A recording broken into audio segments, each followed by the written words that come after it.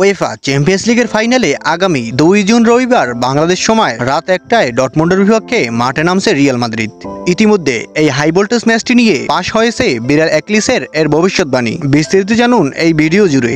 Real Madrid নাকি বর্ষীয় Dortmund, কে জিতবে এবারের ফাইনালে তা নিয়ে চলছে ইতিমধ্যে নানান গবেষণা। কেউ কেউ বলেছেন জিতবে ডর্টমুন্ড, আবার কেউ কেউ বলেছেন জিতবে রিয়াল মাদ্রিদ। তবে ম্যাচের আগে অগ্রিম ভবিষ্যৎবাণী নিয়ে হাজির হলো বিরাল একলিস দ্য ক্যাট।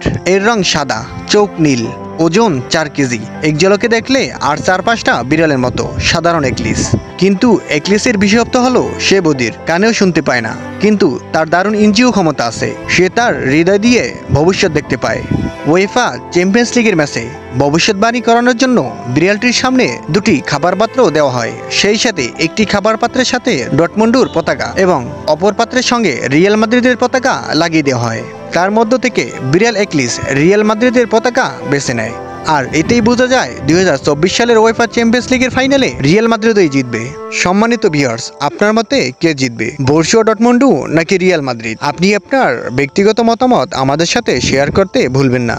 দর্শক, পরবর্তী নিউজের আপডেট সবার আগে পেতে আমাদের চ্যানেলটি সাবস্ক্রাইব করে আমাদের সাথেই থাকবেন। ধন্যবাদ।